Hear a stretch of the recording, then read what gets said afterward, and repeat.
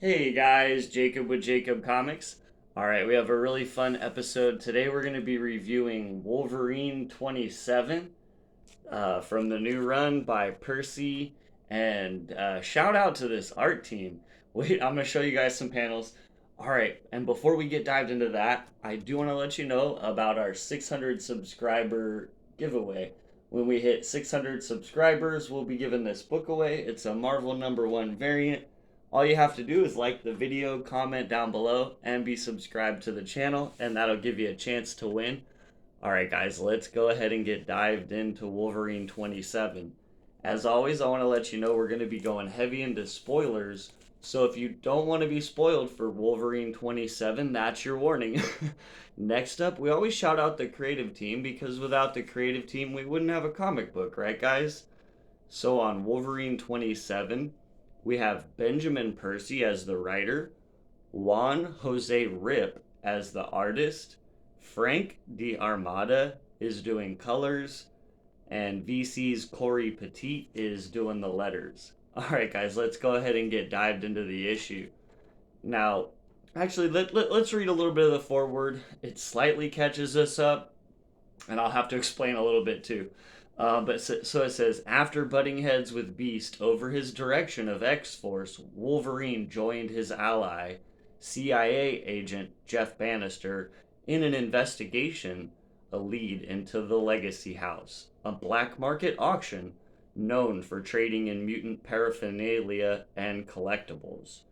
Bannister's lead turned out to be a trap, leaving the two captured at a Legacy House event where bits of Wolverine were hacked off and sold to the highest bidder. That is, until Beast himself showed up to bid on the privilege of killing Wolverine. And as we start the issue, we see Wolverine's being resurrected, and he doesn't seem to be his normal self as he lashes out at two of the resurrection people. Uh, would be it's, yeah, they don't name them, but I'm pretty sure one of them is the younger Summers, the Summers girl, because she's got on the professor hat and she's one of the only ones that can resurrect people. But Wolverine comes out, he tries to attack him, as you saw, and Beast comes in. They kind of subdue him for a second. Beast comes in, though. He says, "Thanks so much for your assistance, as always. Keeping him in your time stasis for just a smidge longer. Good. Yes, then we'll be on our way." There we are. As he somehow is able to get Wolverine to listen to him by putting this kind of wreath around his neck that you see on the front cover. Um, and then he gets Wolverine to walk away with him, saying, "This way, Wolverine." And then we see some quite violent covers. I don't want to show it. I was pretty surprised for a Marvel comic, but we see basically Wolverine just sent on all these missions by Beast to slaughter people that don't like mutants. And so then we get this panel too where Domino comes up to Sage, and Sage is inebriated drinking at the bar in Krakoa, and she's able to get some information here out of her. But during it, I like this panel, so I wanted to show it. She says to Sage, about Marrakesh, and Sage drunkenly replies, "You did good work in Marrakesh." And Domino replies, "About that, we could have really used Wolverine." And they show this panel of all the heroes there fighting in Marrakesh.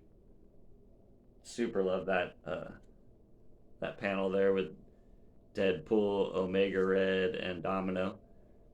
And if you're wondering, yeah, Omega Red's fighting on the good guy's side nowadays, right? Anyways, moving right along. Um, so the information that she's able to kind of glean is what's going on with Wolverine. she doesn't get too much information, just that, Beast seems to have Wolverine, and Wolverine and him, and Wolverine's off doing missions. That's all she knows. And then they show some more panels of, avert the kiddos' eyes for a second. I just wanted to kind of give you guys an idea of what's going on in Wolverine now. So yeah, parental warning for just a couple seconds there. Check that out, guys. Wolverine just demolishing some more guys. All right, that's put away. We're not going to show any more panels like that. Just that one. I wanted to kind of give you guys an idea of what the more brutal panels look like. So Wolverine, he's kind of taking everyone out. There is this one that might be not good for the kiddos. Yeah, one more time. Just this good, really good splash panel here. But yeah, it's maybe a bit more, for the teenage plus audience. Wolverine is not is not looking too hot right now. And he's under Beast control, and Beast, saying, "Oh, well, Wolverine's doing good. He's doing good," and he's over there eating something. I don't know, like an animal, right? And um, we kind of get some back showing what happened as Beast ends up purchasing the remnants of Wolverine. He ends up cutting his head off, and then once he has the head of Wolverine, okay, they don't. That's a little bit later, but he pretty much yeah, he takes out some pieces of Wolverine and then cuts his head off and takes the head. Um, so Beast is quite the not a good guy. And so he sends out a memo to the X-Force team while Wolverine is basically under his control, right? Saying, "I request a meeting in which we discuss the future of our practices. Now that the humans know about resurrection, their approach to mutant kind has shifted, and ours must pivot in turn. Homo sapiens seethe with a peasant's jealousy of royals. They view our power as one to be usurped and acquired. As a result, Krakoa not only needs more paranoid in its defense, but more proactively punitive. We must not wait for threats to arrive at our shores. We must snuff them out before they fully take form. I look forward to a like-minded decision." As we see him meeting with everybody on the council, or on the X-Force council team, including Deadpool himself, and Black Tom and Omega Red and Domino and yeah. Beast is like, "All right, let's call this meeting to order. The first item of the agenda is the very future of the institution of the X-Force. I assume you all read the memo, and I'd like to propose," Domino says, "shouldn't Wolverine be a part of this discussion?" And Beast says, "Oh, my dear, but he is. I've spoken to him. He agrees wholeheartedly." And Domino says, "Where is he?" Beast says, "Engaged in a mission." Domino says, "What mission?" And Beast says, "I like very much the spirit of this conversation, Domino. You're advocating we be more open, and I think that's exactly right. X-Force will no longer be hidden away, operating from the shadows. And on that note, Black Tom," he says, "Eh?" And Beast says, "Go on, as we discussed." Black Tom says, "Right then, hold on to your radishes," as some sort of giant new house or castle within Krakoa seems to emerge from with Black Tom's powers. Kind of looks like a skull that came up out of the ground. There's a waterfall coming out of it. I'm not sure. We'll find out more in the next issues, I'm guessing, because they don't go back to that. It looks like they build a new X-Force home, and they go back to showing what happens. The humans actually want the rest of Wolverine's body now that Beast has the head. He's kind of happy with the head, and so he's kind of he takes out all the humans because they refuse to not try to get the body, and he's like, "You can't have the body." Long story short, Beast murders all of them. And after he does, Black Tom's kind of watching this whole proceeding happen and says, "Traitor, you make me sick." and Beast says, "Ah, yes, you. What am I going to do about you?" And we're to assume that he has his mind control on Black Tom as well, kind of this plant technology that he's built up, right? And then we see Beast in his biome, and he's just kind of drolling away, working away on his little field, and picks a tomato and eats it and walks back up, and he's like, I really am sorry about how things turned out, but it's for the best. Know that everything is going to according to plan, and you're doing excellent work. Not that that's surprising in the least.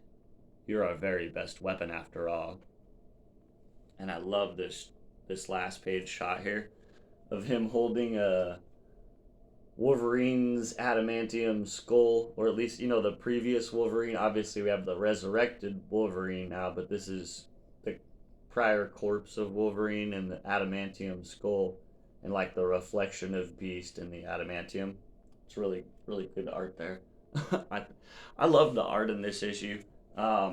So that is Wolverine 27. Beast is a definite bad guy right now, right? Um, yeah, man, I'm really enjoying this story by Percy. It's you know, it's not my favorite Beast, but I like Wolverine and what they're kind of doing with this story, and Beast is trying to take over X Force and make them do bad things, basically. Um, and we all know Wolverine's not going to stand for this forever, right? Um, and so these are this is the issues where Wolverine's, he's kind of like downtrodden, and I do like to see when my heroes have to struggle to you know to cope and make it, and he's definitely being messed with by Beast here. Um, I'm assuming Beast didn't upload the memories the same as you would when you're normally resurrected, right? By the Krakoa resurrection protocols. So he's not actually Wolverine. He's like some sort of Beast Wolverine or something. It's kind of interesting, man. He's just going through wrecking people. I was pretty surprised by the where they went with this. So yeah, I gotta give Wolverine 27 a thumbs up. It was super fun read this week. Um, I always enjoy Percy too. He seems to have good big conclusions at the end of his storylines, so they kind of meander towards a giant conclusion of a lot of the little things that and hints that he drops throughout the arc will pop back up in the story. And so a lot of people review, and this is my opinion, a lot of people I think review Percy's writing as being poor because they haven't read a full arc to get what his style kind of is, and it's laying down a lot of these what seem like at the point meandering plot details, right? But he finds a way at the end to connect them all and make it make sense. And so you'll go back and be like, at first maybe you read issue 6 and you're like, this doesn't make sense, what's going on, why do we veer over here? And 7 is doesn't explain it, and it's not until 12 or 13 that it's finally explained why what happened in 6 is what happened in 6. And that's just kind of Percy's style. So if you like that, you know what I'm saying, if you like kind of these I want to call them like lingering plot details or plot threads that take a while to get wrapped up, then you might enjoy this. And Percy's been doing a pretty long run on Wolverine. So I don't know, I've been having fun with the whole run. I haven't thrown too many reviews up. Uh, yeah, guys, if you like Wolverine, give it a check out. Percy's pretty good, and the art team they have on it right now is, I think they're doing a banger job. All right, guys, like I said, Wolverine 27 gets a thumbs up. We'll see you guys tomorrow, and have a great day.